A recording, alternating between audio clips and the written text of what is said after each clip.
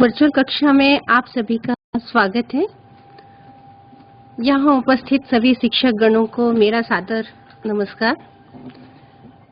विद्यार्थियों, आज हम ये तृतीय वर्ष सेमेस्टर 6 समाजशास्त्र विषय के अंतर्गत पाठ्यक्रम परिचय पर चर्चा करेंगे।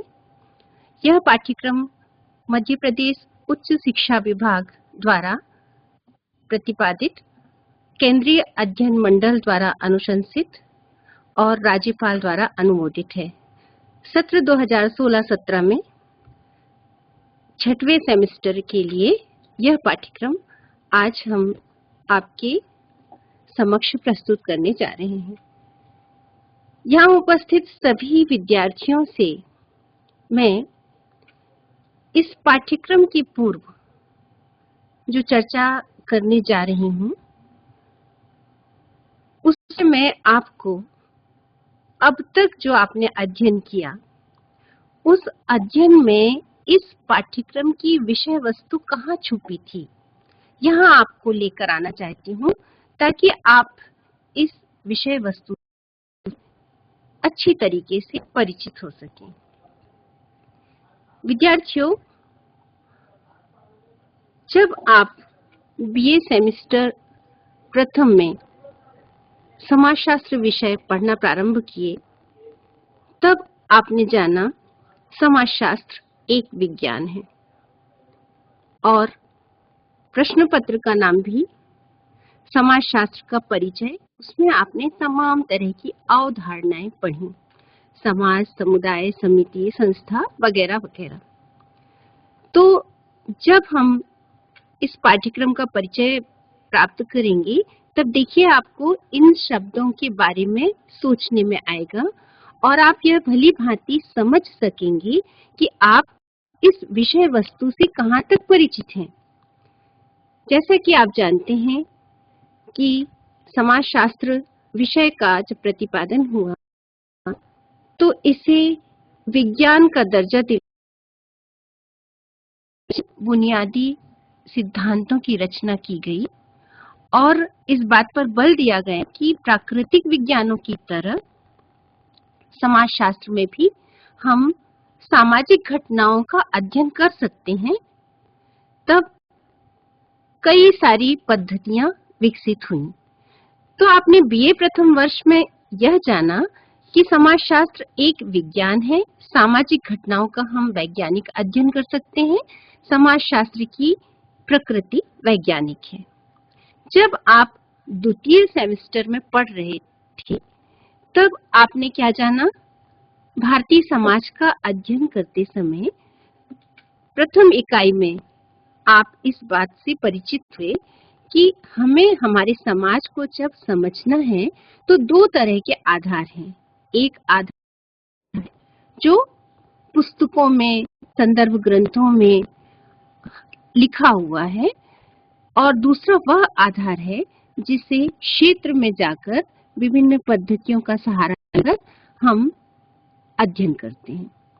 तो इन दोनों आधारों पर आपने भारतीय समाज के बारे में पढ़ा कि इसका जो पुराना प्राचीन साहित्य है, उसमें हमारे समाज का दृश्य कैसा था, किस तरीके की समाज व्यवस्था थी, और यदि वह परिवर्तित हुई है तो वह किस तरीके से है। यानी आपने कुछ अध्ययनों का सहारा लेते हुए द्वितीय सेमेस्टर में इस बात को जाना कि अध्ययन के माध्यम से हम समाज को वर्तमान परिप्रेक्ष्य में समझ सकते हैं।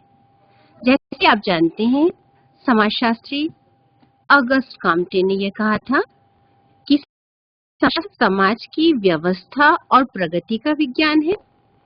तो इसका मतलब यह था कि समाज कैसे बना है, आगे कैसे परिवर्तित हो रहा है, इसका अध्ययन करने का उन्होंने प्रत्यक्षवादी जो तरीका सुझाया, आगे की कक्षाओं में आपने उसे भी जाना। जब आपने तृतीय सेमेस्टर में प्रवेश लिया, पाठ्यक्रम को जाना, पढ़ा, तब आपने यह जाना कि ग्रामीण और नगरीय समाजशास्त्र जो दो इकाइयां अध्ययन वस्तु में शामिल थी आपकी, उसमें आपने देखा कि ग्राम और नगर, इन दोनों की समाज व्यवस्था से जुड़ी तमाम सारी बातें पहले क्या थी और अब क्या है, समाज का विकास कैसे हो रहा है, समाज की समस्याएं क्या हैं, ग्रामीण समाज की संस्थाएं कैसी हैं, नगरीय समाज में क्या परिवर्तन हो रहे हैं, संस्थाएं किस तरीके से काम कर रही हैं इत्यादि। यह दोनों तरीके के जो आधार थे वह मनगढ़ंत नहीं थे, बल्कि समाज में जो अन्वेषण किया गया, शोध किए गए, स्थिति, दशा, कार्यप्रणाली, संस्थाओं की इत्यादि का वर्णन किया गया। विद्यार्थियों, जब आप पिछले सेमेस्टर में 5वें सेमेस्टर में पढ़ रहे थे, तब आपने जाना कि समाजशास्त्र के प्रमुख विचारक समाजशास्त्र में जिन सैद्धांतिक विमर्श की बात करते हैं, उनका आधार क्या है। आपने यह जाना कि किस तरीके से समाजशास्त्र वैज्ञानिक दर्जा प्राप्त कर पाया। Auguste Comte, Emile Durkheim, Marx, Max Weber इत्यादि के विचारों से अवगत होने के बाद आपने जाना कि किन-किन पद्धतियों का सहारा लेकर समाजशास्त्रीय सिद्धांत। अब देखिए, यहाँ आपने यह भी भली भांति जाना कि सामाजिक तथ्य क्या है। जैसे कि अभी तो चूंकि 5म सेमेस्टर की परीक्षा से आप फुर्सत हुए हैं, तो आपको सब याद भी होगा कि इमाइल दुर्खीम ने यह कहा कि आत्महत्या एक सामाजिक तथ्य है और उन्होंने आत्महत्या का सिद्धांत प्रस्तुत किया। यहाँ मैं आपको आत्महत्या का सिद्धांत नहीं समझा रही, बल्कि इस टर्म यानी सिद्धांत और तथ्य, इस बात को जब हम अपने पाठ्यक्रम में पढ़ेंगे तो आप उस पिछले पाठ्यक्रम से जोड़ना चाह रही हूँ। बीए प्रथम वर्ष में आपने एक बात और पढ़ी थी, वैज्ञानिक उन्मेष और मानवीय उन्मेष, मानवीय अभिमुखीकरण, वैज्ञानिक अभिमुखीकरण। देखिए, मैक्स वेबर को जब आपने पढ़ा था, तब आपको याद होगा कि उन्होंने यह कहा, जो भी घटनाएं घटती हैं, समाज में जो क्रिया होती है, उसमें कर्ता के दृष्टिकोण से क्रिया को समझने की जरूरत है। यानी जो घटना दिखाई दे रही है वह वैसी होगी यह जरूरी नहीं है। तो व्यक्तिनिष्ठ अर्थ पर उन्होंने बल दिया था। यहाँ मैक्स वेबर की जो बात थी वह अगस्त काम्टे जो प्रत्यक्षवादी चिंतन जिन्होंने प्रस्तुत किया उससे अलग थी। तो मानवीय उन्मुखीकरण और वैज्ञानिक उन्मुखीकरण, प्रत्यक्षवाद यानी कार्य कारण संबंध, निरीक्षण परीक्षण अवलोकन की पद्धति, और यहाँ वेबर बात करते हैं कि कर्ता के दृष्टिकोण से देखिए। तो ये दोनों बातें अलग अलग थी, लेकिन जब हम समाजशास्त्र को वैज्ञानिक बनाने की बात करते हैं तो हमें, चूंकि सामाजिक घटनाएं बहुत जटिल होती हैं और उनके अर्थ आसानी से नहीं समझे जा सकते, तो हमें इन दोनों ही पद्धतियों की साथ समाजशास्त्र को समझना होता है। तो विद्यार्थियों, बीए प्रथम वर्ष से अभी स्नातक तृतीय जो आपका कक्षा है, अभी 6ठ सेमेस्टर, इस तक आते आते आपने कई बार यह जाना कि समाजशास्त्र में वैज्ञानिक अध्ययन किस तरीके से हुए। अब हमें यह जानना है कि यह तरीका क्या है, यानी समाजशास्त्र में जो सामाजिक अनुसंधान का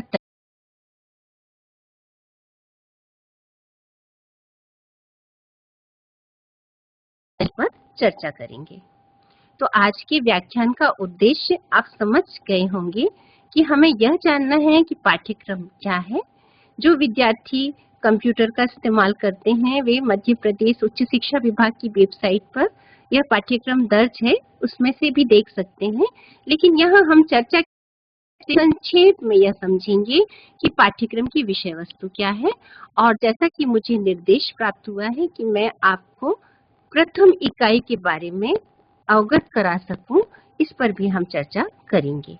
तो आइए हम देखते हैं कि हमारा पाठ्यक्रम समाजशास्त्र 6ठ सेमेस्टर में क्या कह रहा है। पहली इकाई देखिए, अब आप इसमें देख रहे हैं कि हमें पहली इकाई में क्या क्या पढ़ना है। सामाजिक अनुसंधान, इसका अर्थ, महत्व, विशेषताएं, वैज्ञानिक शोध के प्रमुख चरण: उपकल्पना, शोध प्रारूप, तथ्य, अवधारणा, सिद्धांत, सामाजिक सर्वेक्षण और इसके बारे में भी सभी कुछ जानना, यानी उसकी अर्थ, परिभाषा, विशेषताएं, उद्देश्य, प्रकार। चूंकि मैंने अपने आपको पिछली कक्षाओं से जोड़ा, तब आपने इसमें से किसी चीज को समझा कि हमें अध्ययन करने के लिए एक वैज्ञानिक दृष्टिकोण चाहिए और वैज्ञानिक दृष्टिकोण की एक प्रक्रिया होती है। उस प्रक्रिया का नाम अनुसंधान है। चूंकि यह तरीका इसका वैज्ञानिक है, इसलिए वैज्ञानिक शोध भी कहेंगे और सामाजिक अनुसंधान भी कहेंगे। तो इसके बारे में हम आपको भली भांति बताएंगे। आगे का पाठ्यक्रम हम देखते हैं। इकाई 2 में आपको समझना है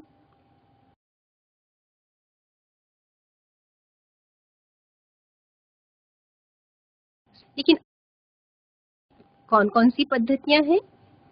वैज्ञानिक पद्धति, वैयक्तिक अध्ययन पद्धति, सांख्यिकी पद्धति, प्रयोगात्मक पद्धति, निदर्शन पद्धति। विद्यार्थियों, इन सभी बातों को समझने से पहले हम आपको इकाई के बारे में चर्चा करना प्रारंभ करते हुए अगली इकाइयों का संक्षिप्त परिचय देंगे, ताकि आप इन सभी को कोरिलेट कर सकें। चलिए आप जाने, प्रथम इकाई में किस बात पर चर्चा करनी है हमें? सामाजिक अनुसंधान पर। तो सामाजिक अनुसंधान क्या है, इसे हम जानने का प्रयास करें। जैसा कि आपने बीए प्रथम वर्ष में पढ़ा कि साहित्य में पहले क्या लिखा था। उदाहरण के लिए जाति व्यवस्था कैसी थी? पहले वर्ण व्यवस्था थी, फिर उत्तर वैदिक काल आते आते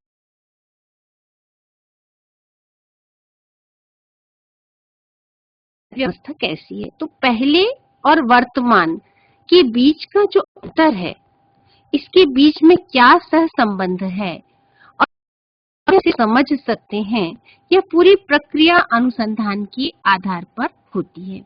तो इसे शाब्दिक अर्थ में यदि हम देखें तो रिसर्च मतलब पुनः खोज, पहले क्या था और अब क्या है।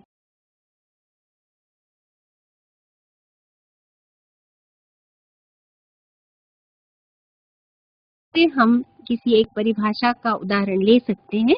जैसा कि आप देख रहे हैं कि अनुसंधान जो है वो एक वैज्ञानिक योजना है जिसका उद्देश्य तार्किक एवं क्रमबद्ध पद्धतियों के द्वारा नवीन तथ्यों का अन्वेषण, पुरानी तथ्यों की पुनः परीक्षा एवं उनमें पाए जाने वाले अनुक्रम, उनमें पाए जाने वाले अंतः संबंध, उनका कारण सहित व्याख्या के आधार पर जब के बाद जो नियम जिनसे वह संचालित हो रहा था उसका विश्लेषण किया जाएगा, तब उसे हम अनुसंधान कहेंगे।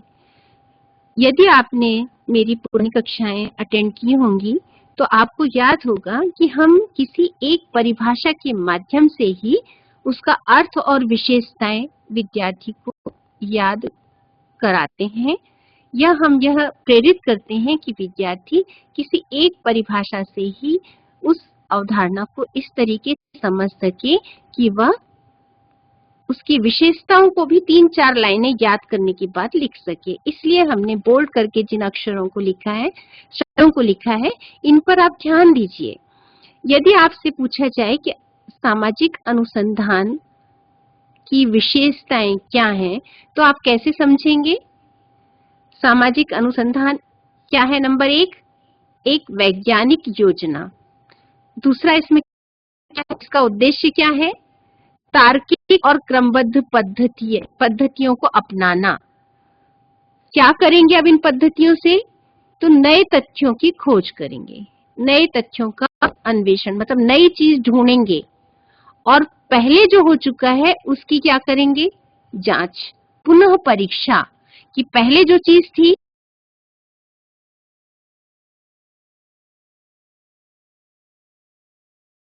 इसके बाद इनके बीच के संबंधों को की हम व्याख्या करेंगे कारण के साथ, कारण सहित व्याख्या करेंगे।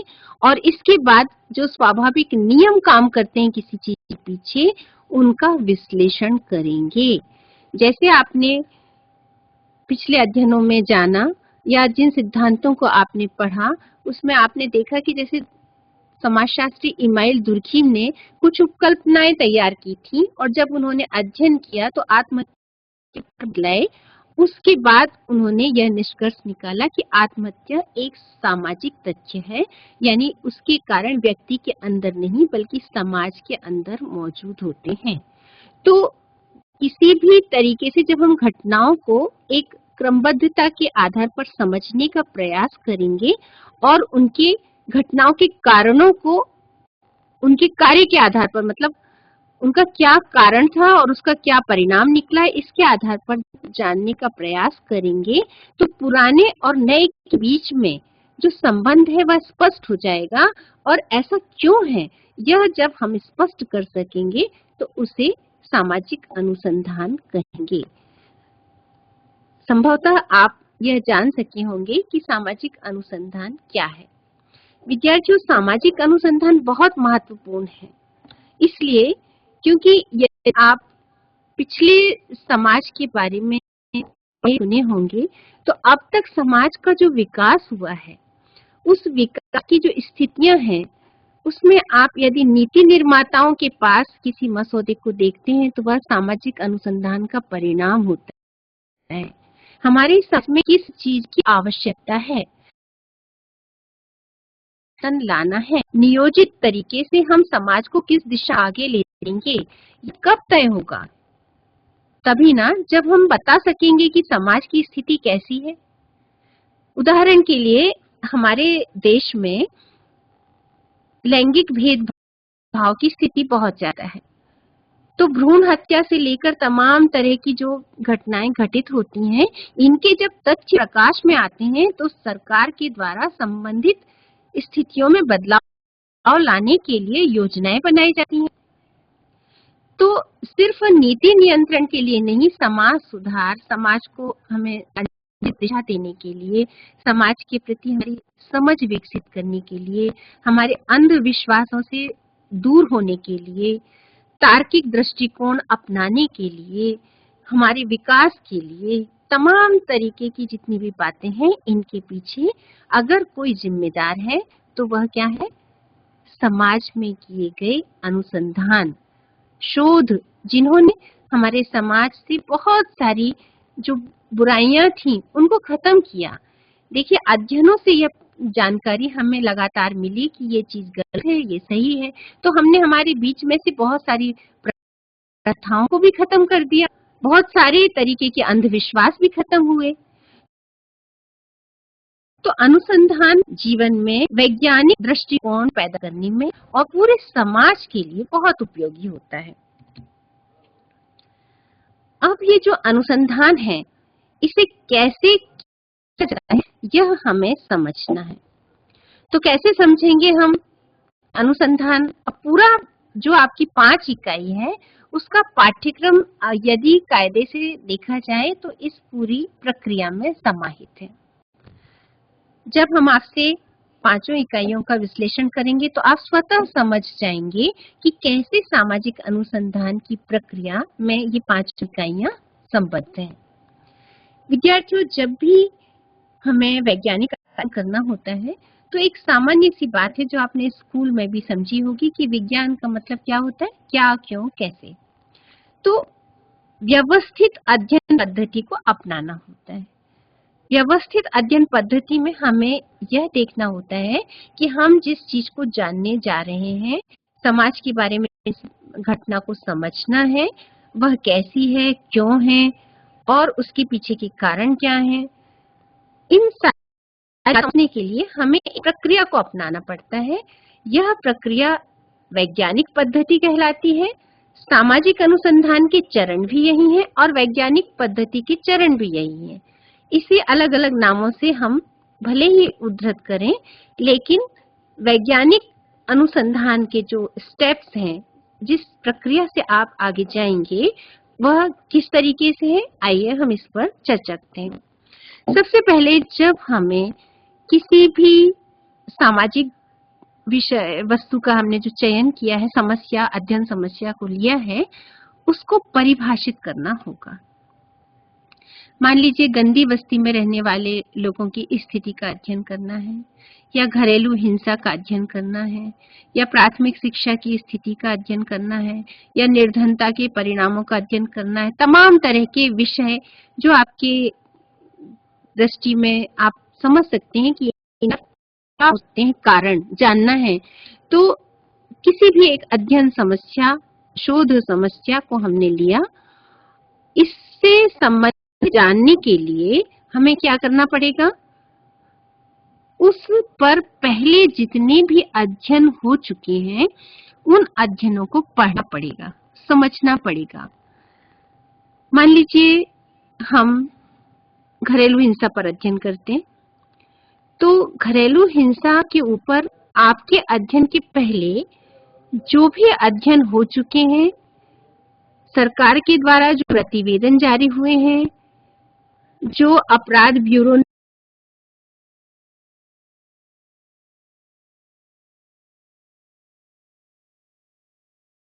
ने आंकड़े प्रस्तुत किए हैं, अखबार पत्र पर, ऐसा इसलिए क्योंकि जब तक आप समस्या में जो गया है, इस सब आप उस आधार पर नहीं समझ, तब तक आप अध्ययन समस्या के बारे में एकांगी सोच रख सकते हैं। यानी आप क्या अनुभव कर रहे हैं सिर्फ आप इतना ही व्यक्त कर पाएंगे, लेकिन पुराने अध्ययन को पढ़ेंगे तो आपको समाज की उन सारी दशाओं के बारे में भी जानकारी प्राप्त होगी जिनने उस घटना को, उन समस्याओं जिनके कारण समाज में यह व्यवहार प्रचलित है। तो पहले हमें क्या करना है, किसी भी विषय का चयन करना है। यह विषय क्या है जिसके बारे में आपको जानना है कि यह समस्या समाज में इस रूप में क्यों करना है, संबंधित साहित्य का अध्ययन करना है। अक्सर शोधार्थी जो पीएचडी की उपाधि भी लेते होते हैं, वे भी कभी-कभी यह गलती करते हैं कि जो उपलब्ध साहित्य है उसमें 2000 का साहित्य पहले लिख देंगे और फिर 1925-50 में क्या हुआ था वो। इस तरीके से नहीं करना है। जब भी हमें किसी घटना को समझना है तो देखिए उसका एक क्रम चाहिए। क्रम मतलब पहले क्या थी, फिर उसके बाद क्या, फिर उसके बाद क्या, फिर उसके बाद क्या। इसका मतलब समाज जैसे जैसे बदलता है तो परिवर्तन तो आएगा, तो जो भी अध्ययन उस स्थिति में होगा उसमें क्या प्रभाव देखने मिला, यह बात हमें क्रम से समझ में आएगी। तो उपलब्ध साहित्य का अध्ययन करना है। अध्ययन करने के बाद आप इस अध्ययन के आधार पर जो समस्या है इसको किस क्षेत्र में देखना चाह रहे हैं। तीसरे नंबर पे आपको क्या देखना होगा कि वो क्षेत्र कौन सा है जहां आपको अध्ययन करना है। मान लीजिए हमारे सामने जो कॉलेजेस दिख रहे हैं, रतलाम, इंदौर, उज्जैन वगैरह, तो इन महाविद्यालयों के आसपास अगर विद्यार्थी कुछ अपना एक छोटा सा काम करना चाहते हैं तो वे अपने क्षेत्र का निर्धारण करना होगा कि उन्हें अध्ययन कहाँ करना है और इसके साथ में किन इकाइयों को चुनना है। तो इकाई मतलब उत्तर का जो आपको चयन करना है, जिनसे आप बात करेंगे, इनका चयन करना पड़ेगा कि आपको किससे संपर्क स्थापित करना है। अब देखिए कोई भी जो अध्ययन हम करने जाएंगे, इसके पहले हमारे दिमाग में एक उपकल्पना होना चाहिए कि उपकल्पना क्या होती है, प्राकल्पना क्या होती है। प्राकल्पना एक पूर्व अनुमान होता है जिसकी सत्यता की परीक्षा करना अभी बाकी होता है। यानी कोई भी अनुसंधानकर्ता अनुमान के आधार पर क्षेत्र में जाएगा और फिर प्राप्त तथ्यों को एकत्र करेगा और एकत्र करने के बाद वह यह समझ सकेगा कि जो चीज हमने सोची थी वह वास्तव में समाज में जो अध्ययन क्षेत्र है वहां मौजूद है या नहीं है। तो उपकल्पना का निर्माण करने के बाद जो है उसे क्या करना होगा, शोध विधि और तकनीक का चयन करना होगा। शोध विधि क्या हो सकती है, यानी आपको साक्षात्कार लेना है, उत्तरदाताओं से अवलोकन करना है, उनकी केस स्टडी करना है, जो अभी हम टर्म्स पढ़ेंगे आगे पाठ्यक्रम में मैं बताऊंगी, उनमें से कौन सी विधि हमें इस्तेमाल करना है। प्रश्नों की सूची तैयार करना है, लेकिन क्या वह सूची क्षेत्र में भेज दी जाएगी या आमने सामने साक्षात्कार करेंगे, माने साक्षात्कार अनुसूची का प्रयोग करेंगे। किस तरीके से आप विधि और पद्धति और तकनीक का चयन करेंगे, यह हमें देखना है। शोधार्थी इसके बाद क्या करेगा कि अपनी जो तरीके हैं, जिससे जैसे कि उसने एक प्रपत्र तैयार किया, उसमें उत्तरदाता से जानकारी एकत्र की, यह जो जानकारी एकत्र करना है, यह प्राथमिक तथ्य कहलाते हैं, जिनको प्रथम बार प्रश्नकर्ता या जो शोधार्थी है वह एकत्र करता है। इनको वो संकलित करेगा और संकलित सामग्री को विश्लेषण करने के लिए उसका सारणीकरण, वर्गीकरण, विश्लेषण करके उसकी व्याख्या करेगा, और व्याख्या करने के बाद वह रिपोर्ट लिखेगा। रिपोर्ट लिखने में उसे यह बात स्पष्ट हो जाएगी कि जो उसने अनुमान लगाए थे, जो अब उसने पूर्व अध्ययनों में जाना था, क्या वास्तव में समाज में कोई स्थिति वैसी ही है या नहीं है। तो सामाजिक अनुसंधान एक निरंतर प्रयास है। इसमें हम समाज की घटनाओं को जानते हैं, उनके संबंधों को जानते हैं, पहले की स्थिति और नई स्थिति के बीच में क्या अंतर आया है इसको जानते हैं, और इसका बार-बार सत्यापन कर सकते हैं। तो इस निरंतर प्रयास के माध्यम से हम समाज की घटनाओं को उसी तरीके से समझ सकते हैं जैसा अन्य विज्ञान किसी भी सिद्धांत की पुष्टि करते हैं। तो विद्यार्थियों, अभी आपने सामाजिक अनुसंधान के चरण क्या है, यानी शोध समस्या को पहले स्पष्ट करना, फिर उस विषय से संबंधित, उस समस्या से संबंधित साहित्य को पढ़ना, फिर हमें अध्ययन क्षेत्र इकाइयों का निर्धारण करना, एक अनुमान लगाना कि ऐसा हो सकता है क्या, और फिर उसके बाद उसको परीक्षण करने के लिए विधि और तकनीक का सहारा लेना, प्राथमिक तथ्यों को एकत्र करना, और एकत्र करने के बाद उनके विश्लेषण के लिए सांख्यिकी पद्धति इस्तेमाल करना, सारणीकरण करना, वर्गीकरण करना, विश्लेषण करना, और क्यों है ऐसे तथ्य उसकी व्याख्या करना। इसके बाद हम रिपोर्ट लिखते हैं। अब आगे पाठ्यक्रम में जो निर्धारित है प्रथम इकाई में, उसमें उपकल्पना के बारे में दिया है। तो अब आपको समझ में आ गया होगा कि उपकल्पना क्या है। एक पूर्व अनुमान है की परीक्षा करना अभी बाकी है। यानी शोधार्थी जब क्षेत्र में अध्ययन करने के लिए जाते हैं तो अपने कुछ अनुमान लेके जाते हैं। जैसे आपने पढ़ा था ना पिछले सेमेस्टर में कि दुर्खीम ने आत्महत्या के अध्ययन के पहले क्या किया था, कुछ उपकल्पनाएं बनाई थी। शायद आपको याद भी होंगी कि महिलाएं कम आत्महत्या करती हैं पुरुषों की तुलना में। आपको याद होगा कैथोलिक ईसाइयों की, प्रोटेस्टेंट ईसाइयों में की तुलना में कैथोलिक कम आत्महत्या करते हैं। कुछ इस तरीके की उपकल्पनाएं उन्होंने बनाई और फिर अध्ययन करके निकाला कि क्या ये कारण है, तो अगर है तो उसके पीछे के कारण क्या है। तो उपकल्पना क्या है, एक अनुमान है। अनुसंधान प्रारूप आप प्रथम यूनिट का हिस्सा है। विद्यार्थियों, अगर आप कहीं यात्रा करते हैं तो उसके पहले आपको क्या क्या तैयारी करना होती है, या आप तैयारी करते हैं, कैसे जाते हैं, कितने दिन रुकना है, किस तरीके की व्यवस्था होगी वहां। यदि कोई इंजीनियर मकान बनाता है तो उसके पहले एक डिजाइन तैयार करता है ना कि कैसे मकान उस पर खड़ा होगा, कितना उसमें सामान लगेगा, दीवार कितनी ऊंची होगी, कमरे कितने चौड़े होंगे। तो ये जो तैयारी है, हमें किस तरीके से अनुसंधान करना है, इसकी पहले से तैयारी करना अनुसंधान प्रारूप या शोध अभिकल्प कहलाता है। जो भी निर्णय लिया जाना है, जो भी हमें काम करना है, एक योजना बनाना है, उस योजना को, उस नीति को, जैसे कि हम जो संबंधित समस्याएं यदि शोध के दौरान आए उनसे निपट सकें, इसकी पहले तैयारी करना अनुसंधान प्रारूप है। अभी हमने आपसे कहा कि हम जिस स्टेप का सहारा लेते हैं, तो दरअसल विद्यार्थियों जब आप विस्तृत रूप से इन जाएंगे तो आपको पता चलेगा कि कई तरीके के अनुसंधान का जो प्रारूप है वो तैयार किया जाता है, जैसा कि हमारा अध्ययन का उद्देश्य है। यदि हमें किसी समस्या की खोज करना है तो अन्वेषणात्मक प्रारूप होगा। यदि हमें किसी घटना की वर्णन करना है, यह समझाना है कि यह ऐसी क्यों है, तो उसमें फिर हम उपकल्पना तैयार नहीं करते, उसके लिए हमें उपकल्पना का सहारा नहीं लेना पड़ा, तो वो वर्णनात्मक प्रारूप होगा।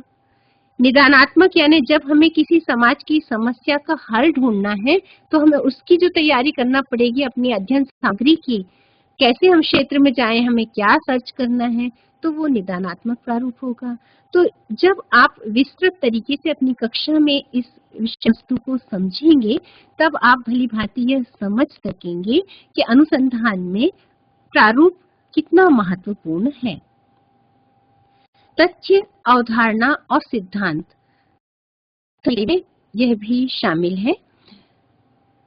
तथ्य वे कथन होते हैं जो प्रमाणित होते हैं, जिनका परीक्षण किया जा सकता है। आनुभविक आधार पर परीक्षण, सत्यापनशील, अवलोकन सिद्ध, इस तरीके के प्रामाणिक कथन होते हैं, वे तथ्य होते हैं। आपने पढ़ा था ना कि आत्महत्या एक सामाजिक तथ्य है। यह शब्द मैं इसलिए इस्तेमाल कर रही हूँ वाक्य, क्योंकि आप अभी पाठ्यक्रम में से उस चीज को पढ़े हैं। तो जब आपने पढ़ा था तब आपने कैसे इस चीज को समझा और अब इस विषय वस्तु से आप उसको कैसे कोरिलेट करेंगे। तो क्योंकि उस चीज को जो कथन है उसको हम प्रमाणित कर सकते हैं तो वह तथ्य होती है। तथ्य और सिद्धांत में क्या संबंध है कि बहुत सारे तथ्य जब इकट्ठे हो जाते हैं और आपस में अंतः संबंधित हो जाते हैं तो एक वाक्य तैयार होता है, एक आधार तैयार होता है, वह सिद्धांत होता है। और अवधारणा किसी भी चीज के अंतर्गत या किसी वस्तु में निहित उसकी विशेषता। जैसे यदि हमने आपसे कहा संस्कृति, तो संस्कृति की जब आप पढ़ रहे थे तो उस समय बहुत सारी परिभाषाएं थी। आपको समझ में आएगा कि ये परिभाषा कौन सा इसका अर्थ। लेकिन एक समाजशास्त्री होने के नाते आप इतना तो समझ सकेंगे, जीने का ढंग संस्कृति। तो जब आप कोई समस्या का एक आधार तैयार करते हैं कि हमें क्या अध्ययन करना है, उसमें अवधारणा का विशेष महत्व होता है, क्योंकि अवधारणा उसके अर्थ में निहित जो अर्थ है उसके आधार पर जानी जाती है। जैसे आपने यह समझा कि सामाजिक परिवर्तन, तो आपको समझ में आएगा सामाजिक नियंत्रण, संस्कृति, जो प्रथम इकाई में आपने पढ़ा था, फर्स्ट ईयर में पढ़ा था, प्रथम सेमेस्टर में परिचय, बहुत सारी अवधारणाएं पढ़ी थी। तो निहित जो आधार है उसकी विशेषता है, इसके आधार पर अवधारणा को पहचाना जाता है और यह सिद्धांत निर्माण में महत्वपूर्ण होती है। और सिद्धांत क्या है यह तो आप समझ ही सके हैं अब तक कि हम समाज में जो घटनाएं हैं इनमें जो भी तथ्य हैं, इन तथ्यों के आधार पर, उनके अंतर संबंधों के आधार पर जब हम यह जान सकते हैं कि कोई भी घटना क्यों घटित हुई, क्या है, इसकी व्याख्या हम कर सकते हैं, इन प्रश्नों का उत्तर प्राप्त कर सकते हैं, तो वह सिद्धांत है। और प्रथम इकाई में सामाजिक सर्वेक्षण जो एक और विषय वस्तु में शामिल है। तो सर्वेक्षण और अनुसंधान में थोड़ा सा अंतर है। सर्वेक्षण अनुसंधान की एक पद्धति है, यह बात सही है, लेकिन सर्वेक्षण में क्या होता है कि एक निश्चित भौगोलिक क्षेत्र में हम तथ्यों का संकलन करते हैं। इसमें उपकल्पना जरूरी नहीं होता, जबकि अनुसंधान में एक पूरी प्रयोजना के तहत हमें काम करना होता है। इसमें भी उन्हीं पद्धतियों का सहारा लिया जाता है जो अनुसंधान में लेते हैं, लेकिन इसके बाद भी अंतर होता है। जैसे कि आप जानते हैं हर 10 वर्ष में हमारे देश में जनगणना होती है ना, तो जनगणना में सर्वेक्षण होता है, यानी सर्वेक्षण में हम डोर टू डोर जाके जो जनगणना विभाग है उसके माध्यम से आंकड़े एकत्र होते हैं और हम अपने देश की स्थिति को जान पाते हैं। अब जब वो आंकड़े प्रकाशित हो जाते हैं तो उन स्थितियों के आधार पर हम अनुसंधान का विषय ले सकते हैं कि अमुक क्षेत्र में ये समस्या है, तो फिर क्यों है ये हम जाने। तो सर्वेक्षण और अनुसंधान ये दोनों अलग पद्धतियां हैं, लेकिन कैसे एक है यह आपने जानने का प्रयास किया। इसके पहले हम प्रथम इकाई के परिचय को प्राप्त करने के बाद अब पाठ्यक्रम द्वितीय इकाई को जानेंगे कि द्वितीय इकाई में क्या है। विद्यार्थियों, आपके पाठ्यक्रम की द्वितीय इकाई अनुसंधान पद्धति पर आधारित है। जैसा कि आप अभी तक समझ सके हैं कि हमें समाजशास्त्र में जब अनुसंधान करना होता है तो हमें किस तरीके से तथ्यों का संकलन और उनका आगे विश्लेषण व्याख्या करनी होती है। इसमें कई तरीके की पद्धतियों का इस्तेमाल हमें करना होता है। यही एक महत्व का आधार है कि हम फैले हुए तथ्यों को व्यवस्थित कर पाते हैं और एक वास्तविकता के आधार पर समाज में जो भी चीजें हैं इनको समझ सकते हैं और समाज की जिन मान्यताएं हैं या जो लोगों के अंदर एक सोच में आता है, इसको हम स्पष्ट कर सकते हैं कि अनुसंधान के माध्यम से यह बात कही गई है, मतलब प्रामाणिक है। तो पद्धति अत्यंत महत्वपूर्ण है।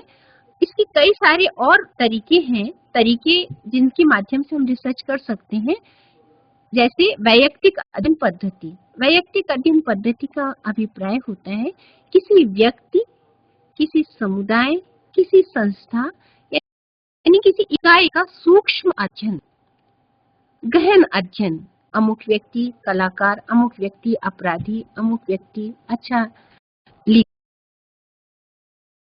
कोई संस्था कैसे काम कर रही है इत्यादि का हम यदि गहन अध्ययन करेंगे तो हमें उसके जीवन इतिहास को भी जानना होगा और उसकी वर्तमान स्थितियों को भी जानना होगा।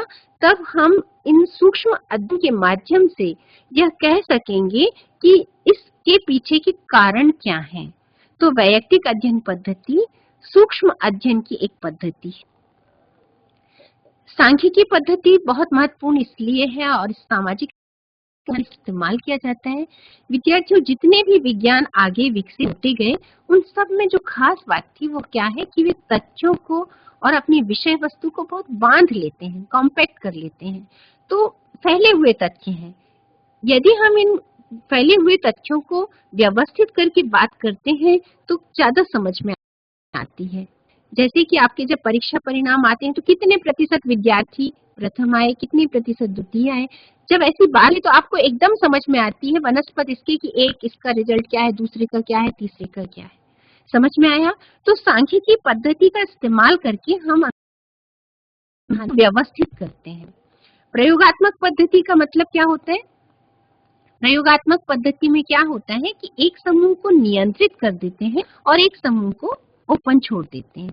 जैसे यदि अभी पिछले 2-3 वर्षों से जो वर्चुअल कक्षाएं चल रही हैं, इसमें वर्चुअल कक्षा में विद्यार्थी जो अटेंड या पूरा स्नातक जिन्होंने पाठ्यक्रम को अटेंड किया उनका और दूसरी कक्षा जहां वर्चुअल कक्षा नहीं है, इसमें अगर हम अंतर का अध्ययन करें तो हमें एक अलग अर्थ समझ में आ जाएगा कि यह प्रयोगात्मक समूह है जहां हम अध्ययन कर रहे हैं और एक वह है जिससे प्रभावित नहीं है। तो इसके अंतर के कारण हमें स्पष्ट हो जाएंगे। तो प्रयोगात्मक पद्धति का इस्तेमाल भी समाजशास्त्र में सामाजिक अनुसंधान में किया जाता है। निदर्शन पद्धति क्या है? यह तो आप अपने दैनिक जीवन में बहुत अच्छे से इस्तेमाल करते हैं। ऐसा इसलिए क्योंकि दैनिक जीवन में हम कैसे इस्तेमाल करते हैं, जैसे जो लड़कियां खाना बनाती हैं, यदि वे देखेंगी कि उनसे कहा जाए कि आपका खाना पक गया, सब्जी पक गई कि नहीं, तो वो थोड़ी सी उसको उठा के देखेंगी और कहेंगी थोड़ा कमी है या पूरी पक गई है। तो ये एक तरीका है कि हम थोड़ी सी किसी चीज को देखें और फिर ये बताएं कि पूरी समग्र भी वैसा ही है। तो समाज में अब इन सब से हमें अध्ययन करना कठिन होता है, तो क्षेत्र में जाकर हम क्या करें कि उस विशाल समूह में से छोटी सी इकाइयों को ले लें, कम को ले लें, और उसके कई सारे तरीके हैं। जैसे आपने लॉटरी तो किसी को खुलते हुए देखा होगा ना, किसी आयोजन में ढोल में चिट भर के उसको हिलाया, एक निकाली, उसका नाम आया, सभी उसके हकदार हैं, लेकिन किस एक को मिलना है ये क्या किया हमने, बहुत सारे समग्र में से कुछ का चयन कर लिया, क्योंकि हमें कितने लोगों को लॉटरी देना है उतने लोगों का चयन कर लिया।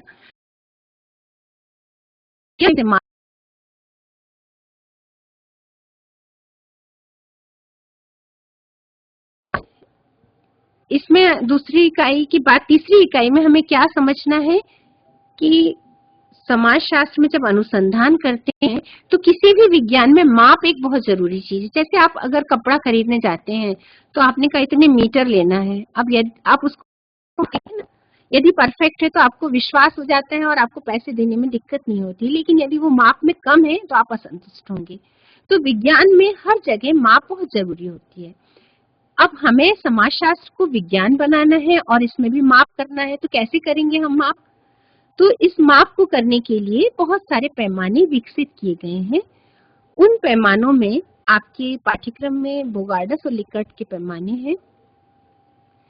बोगार्डस ने सामाजिक दूरी का पैमाना तैयार किया। पूरी दुनिया में विद्यार्थियों, जैसे हमारे देश में जाति में अब तो हम संविधान से समानता का दर्जा प्राप्त कर चुके हैं, लेकिन हमारे समाज में छुआछूत, अस्पृश्यता की जो बात थी, उस कुछ जातियां दूसरी जाति से दूरी बनाए रखती हैं। ऐसे ही दुनिया के अन्य देशों में प्रजातियों में भेदभाव का जो एक आधार है, छुआछूत नहीं लेकिन दूरी बनाने का जो एक आधार है, तो किसके बीच किस प्रजाति के साथ रहना चाहेंगे और किस करना चाहेंगे, इस तरीके के अध्ययन को बोगार्डस ने किया और एक पैमाना तैयार किया। लिकर्ट ने भी इस तरीके का पैमाना तैयार किया कि आप किसी कथन तैयार किए कि जैसे आप किससे सहमत हैं, असहमत हैं, पूर्णतः असहमत हैं या कम असहमत हैं। तो जब हम अध्ययन क्षेत्र में जाते हैं तो हम अभिवृत्ति की माप करें, मत को जानने का प्रयास करें या समाज में दूरी को नापने का प्रयास करें, संबंधों को देखें, तो इनके लिए हमें पैमानों की जरूरत होगी और आप इसे अपने पाठ्यक्रम में समझ सकेंगे। अंतर्वस्तु विश्लेषण संचार माध्यमों में जो सामग्री फैली हुई है, इसमें से हम सामग्री को इकट्ठा करके क्रमबद्ध तरीके से जमाएंगे तो हमें कारण पता चल जाते हैं। जैसे आप लगातार किसानों की आत्महत्या के ऊपर अखबार में पढ़ते हैं, किसी और अपराध के बारे में पढ़ते हैं, अन्य तरीके की जो जानकारियां होती हैं, इसमें उन घटनाओं को डे टू डे इकट्ठा करें और उस कंटेंट को जानें संचार माध्यमों में जो बताए जा रहे हैं, पत्र पत्रिकाओं में, समाचारों में, और उसके आधार पर हम घटना के कारण, कार्य कारण संबंध को जान सकते हैं। यह पद्धति जो है, प्रविधि जो है, वह अंतर्वस्तु विश्लेषण कहलाती है। अब तथ्य जो है सामान्य रूप से प्राथमिक और द्वितीयक तरह से होते हैं। अभी हमने जो पद्धति के अंतर्गत संकलन की बात की कि शोधार्थी क्षेत्र में जाता है और तथ्यों का संकलन करता है, यह प्राथमिक तथ्य है, और जो पहले से उपलब्ध है वे द्वितीयक हैं। आपका भी अध्ययन हो जाने के बाद दूसरे विद्यार्थी के लिए, दूसरे शोधार्थी के लिए वो द्वितीयक स्रोत हो जाएगा, द्वितीयक तथ्य हो जाएगा। समझ में आया? तो तथ्यों का वर्गीकरण करना है हमें और वो समझना है। अब तथ्य हैं वो इतने फैले हुए हैं कि अब हमें उनको क्या करना है, सारणी में इकट्ठा करना है। सारणी में इकट्ठा करना है मतलब कैसे करना है कि हमें उनको उनकी समानता असमानता के आधार पर बांट देना है। जैसे आपने एक आपकी संस्था में 100 विद्यार्थियों से किसी मत पर विचार इकट्ठे किए, तो उन 100 में कितनी छात्राएं, कितने छात्र हैं, इसको आपने अलग अलग बांट दिया। यह बांटना वर्गीकरण है। समझ में आया? अब जब हम इसका विश्लेषण करेंगे तो उसके कुछ आधार होंगे।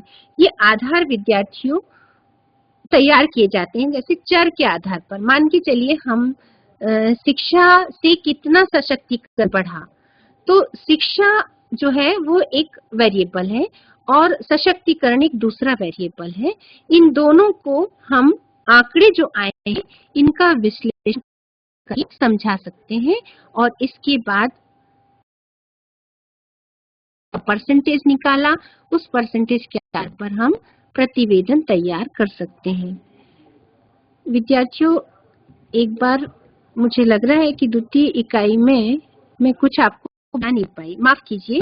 द्वितीय इकाई में मैंने पद्धति के बाद आपका ध्यान इस तरफ आकृष्ट नहीं किया कि पाठ्यक्रम में तथ्य संकलन की प्रविधियां, प्रश्नावली, अनुसूची, साक्षात्कार, अवलोकन भी दी गई हैं।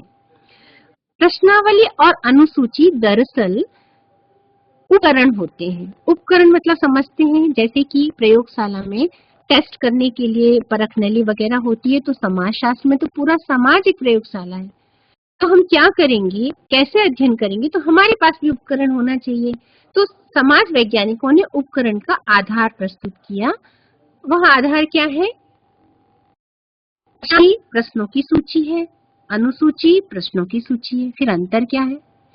प्रश्नावली क्षेत्र में वितरित कर जाती है और उत्तरदाता से यह अपेक्षा की जाती है कि वह उनका उत्तर भर के दे दे, और हम एक निश्चित समय को देंगे और फिर उसके बाद हम उसका कलेक्शन वापस कर लेंगे। फिर जो उत्तर लिखे हैं उनके आधार पर निष्कर्ष निकालेंगे।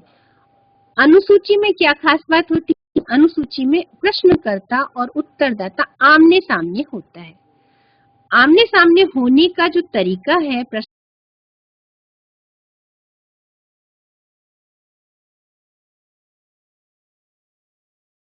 इस्तेमाल करने के लिए अनुसूची कहते हैं। समझ में आया? अवलोकन का मतलब देखना, लेकिन कुछ भी देखना नहीं। आप क्षेत्र में जाएंगे तो हम आप क्या है इसकी तैयारी। आप कई समाज वैज्ञानिक ऐसे भी हुए हैं जिन्होंने क्षेत्र में पूरे समय रहकर अध्ययन किया। जैसे बैरियर एल्विन ने बैगा जनजाति का अध्ययन किया, उन्हीं के बीच में रहे, फिर उनके ऊपर लिखा। मेलेनोवस्की ने ट्रोपियन द्वीप समूह की जनजाति के बीच अध्ययन किया। लेकिन सदैव हम सहभागिता के साथ अवलोकन नहीं कर सकते, तो असहभागी, अर्ध सहभागी, यानी जब किसी पर्टिकुलर आयोजन को हमें देखना है उस समय हम मौजूद हों, उसको देखें, समझें और उसका आलेखन कर लें। लेकिन हमें क्या देखना है, इसके लिए भी हमें एक इंडेक्स बनाना पड़ेगी। तो अवलोकन सूची तैयार करेंगे कि हमें क्या क्या देखना है।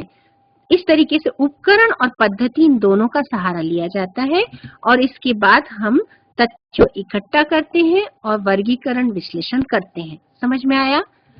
चौथी इकाई कहती है हमसे कि आपको अध्ययन तो करना है, लेकिन इन फैले हुए तथ्यों को इकट्ठा करना है और उन सभी तथ्यों को संख्यात्मक स्थिति में प्रस्तुत करना है कि संख्याएं जो हैं वो आसानी से विश्लेषण करने के बाद समझाई जा सकती हैं। जैसे आपको जब यह कहा जाता है कि 2001 की तुलना में 2011 में 0 से 6 वर्ष के बीच लिंग अनुपात में अंतर आया है, तो आपको संख्या की परसेंटेज के माध्यम से एकदम समझ में आ जाती बात। आती है कि नहीं?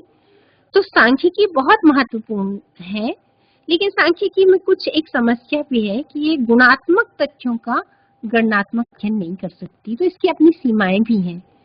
विद्यार्थियों, आप अपने पाठ्यक्रम में माध्य, मध्य का बहुलक, इनको समझेंगे। माध्य औसत निकालना होता है, मध्य का बीच का मान जो है मान निकालना होता है, और बहुलक किसी भी जो तथ्य इकट्ठे उसमें का जो संकेंद्रण है इसको जानना होता है। इनकी जो विधियां हैं यह आप कक्षा में या अगली कक्षाओं में जब पाठ्यक्रम तब आपको बताएंगे।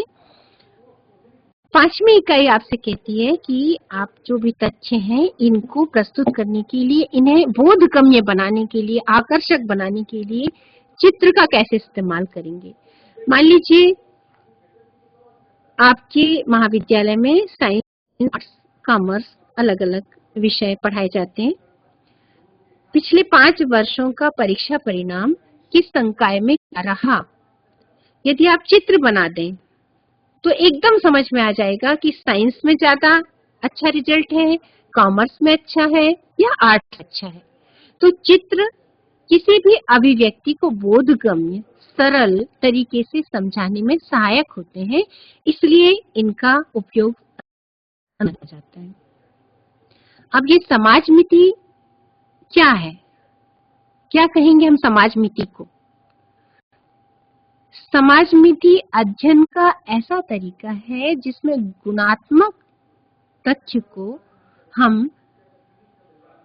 गणना के आधार पर व्यक्त कर सकते हैं। कैसे करेंगे हम गुणात्मक तथ्य को? कैसे समझेंगे हम? आपकी कक्षा में मान लीजिए किसी छात्र नेता का चुनाव करना है।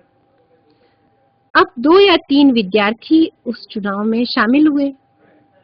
आप किसको अपना नेता बनाना चाहेंगे, कौन आपका नेता होना चाहिए, यदि इसको जानना है तो समाज नीति का इस्तेमाल करना होगा। कुछ ऐसे प्रश्न पूछे जाएंगे जिनसे कि आपके उसके प्रति जो 1, 2, 3 खड़े हुए हैं, इनके बीच के संबंध, आकर्षण को, विकर्षण को हम नाप सकते हैं। तो आपके विचार हैं, जो आपकी भावनाएं हैं उस व्यक्ति के प्रति, जब ये इकट्ठी हो जाएंगी तो हम उनको, उन गुणात्मक चीजों को गणना में बदल के क्या कर सकते हैं, प्रमाणित कर सकते हैं कि अमुक विद्यार्थी छात्र नेता के लिए एंटाइटल है। समझ में आया? इसके बाद आपके पाठ्यक्रम में संगणक यानी कंप्यूटर का उपयोग है, और अभी जो समय चल रहा है उसमें कंप्यूटर के उपयोग से तो आप सभी परिचित हैं। मान लीजिए आपको किसी वजह से आप वर्चुअल कक्षा में उपस्थित नहीं हुए, तो आप YouTube पे डाउनलोड करके कक्षा को देख सकते हैं। तो कंप्यूटर का उपयोग हम अपने दैनिक जीवन में करने लगे हैं। अनुसंधान में करने का इसका अभिप्राय क्या है? दरअसल कंप्यूटर में जो उसमें होती है सामग्री जिसको हम फीड कर देते हैं, वही हमारी अध्ययन सामग्री हमें काम आती है। हम पुराने तथ्य, आपसे कहा हमें करना है, तो कितने सारे अध्ययन जो नेट पर डले हुए हैं उनको आप पढ़ सकते हैं और उनसे आपकी अध्ययन समस्या को कोरिलेट कर सकते हैं। सारणी बनाने का काम किया जा सकता है। तमाम सारे तकनीक का सहारा लेके हम कंप्यूटर पर एनालिसिस कर सकते हैं। तो कंप्यूटर के माध्यम से बहुत सारे कामों को किया जा सकता है। टाइम अभी, तो विद्यार्थियों, इन 5 इकाइयों में आपने यह जानने का प्रयास किया कि आपका पाठ्यक्रम क्या है, और पिछले पाठ्यक्रम में जो शब्द आपने पढ़े हैं उन शब्दों का यदि आपने अर्थ दिमाग में बैठाया होगा तो आप भली भांति समझ सके होंगे कि समाजशास्त्र कैसे वैज्ञानिक पद्धति का इस्तेमाल करके सामाजिक घटनाओं की व्याख्या करने में सक्षम है। तो प्रथम इकाई में सामाजिक अनुसंधान, सर्वेक्षण, तथ्य, अवधारणा, सिद्धांत इत्यादि को हमने जाना। कई तरीके की अनुसंधान पद्धतियां हैं, उनमें से कुछ आपके पाठ्यक्रम में है, और उन पद्धतियों को हमें अध्ययन करने के लिए क्या क्या सहारा लेना पड़ता है। प्रश्नावली, अनुसूची जैसी तकनीक, साक्षात्कार, अवलोकन पद्धति और माप के तरीके, तथ्यों का संकलन, विश्लेषण, सारणी बनाना, इसके साथ में सांख्यिकी का उपयोग करना, कंप्यूटर का उपयोग करना इत्यादि, चित्रों का उपयोग करना इत्यादि। तो संभवतः आप कुछ बातें समझ गए होंगी। यदि आप में से मैं कुछ 2-4 बातें पूछना चाहूँ तो आप उनका कैसे जवाब देंगे? यदि आप जवाब दे पाएंगे तो मैं समझ सकूंगी कि आपने व्याख्यान को समझा है। मुझे अनुसंधान प्रारूप क्या है? किसे कहेंगे हम अनुसंधान प्रारूप? एक लाइन में बताइए, क्या है अनुसंधान अभिकल्प? अनुसंधान प्रारूप क्या है?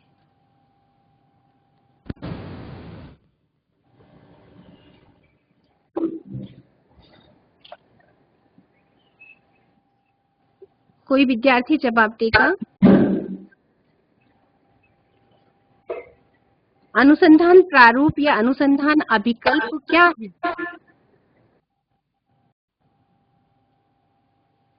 कहाँ से बोल रहे हैं?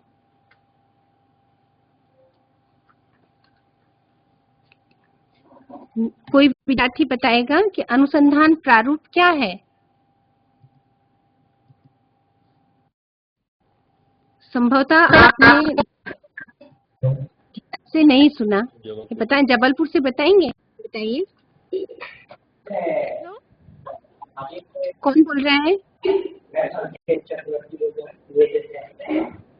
जी बताइए। माइक पास में रखिए। सामाजिक में किसी विषय का चुनाव करके उसमें जानने की इच्छा को व्यक्त करना या जानने की कोशिश करना। क्या बोला, समझ में नहीं आया। आपकी आवाज साफ नहीं आ रही है, थोड़ा सा फिर से बोलिए। अनुसंधान अभिकल्प या अनुसंधान क्या है? विषय को जानने की इच्छा करना। अनुसंधान करने की पहली तैयारी, मैंने आपको उदाहरण दिया था कि यदि आप यात्रा करते हैं तो पहले तैयारी करते हैं कि नहीं, तो यह तैयार प्रारूप तैयार करना है। समझ में आया? उपकल्पना किसे कहते हैं? कोई एक विद्यार्थी बताएगा कहीं से भी। उपकल्पना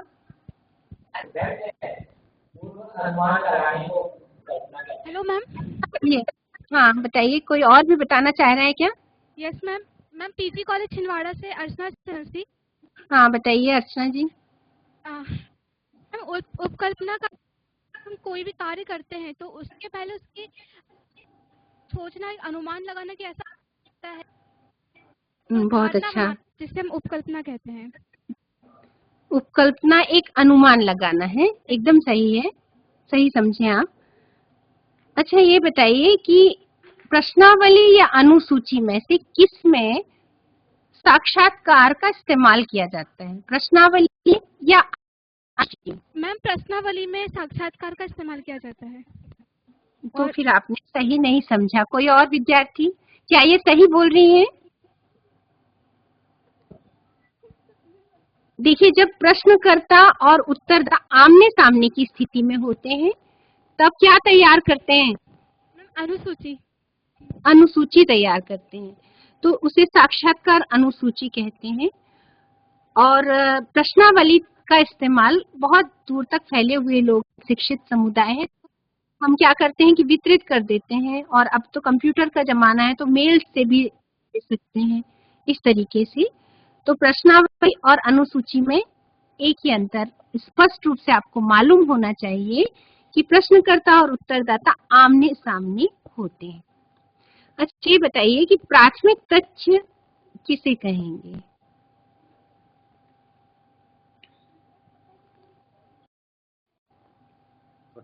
जल्दी से जवाब दीजिए। आप क्षेत्र में गए, आपने तथ्य संकलन किया, वो प्राथमिक था कि द्वितीयक था, ये बताइए।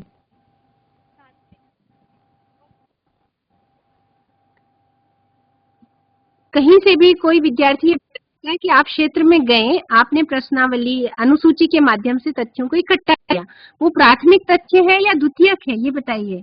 मैम वो प्राथमिक तथ्य है। बिल्कुल सही है। किसने जवाब दिया? मैम पीजी कॉलेज छिंदवाड़ा से अर्चना चंद्रवंशी। अर्चना, आपका ये दूसरा जवाब है। और भी बच्चे इसी तरीके से भागीदारी कर सकते हैं। देखिए, यह एक अलग बात है कि हमने पूरे पाठ्यक्रम को समराइज किया, तो बहुत सारी चीजें संभवतः आपको क्लियर नहीं हुई हो, लेकिन कुछ चीजें बहुत सरल तरीके से हमें समझना होती हैं और उनको उदाहरण के साथ मैंने आपको प्रस्तुत भी किया। आगे की कक्षाओं में आप जो छोटी छोटी बातें होती नोट करके रखेंगे, देखते साथ समझेंगे, तो मुझे लगता है कि यह कोई समस्या नहीं होगी। ठीक है, हो गया समय। आज की कक्षा में इतना ही। आपने ध्यान से सुना, धन्यवाद।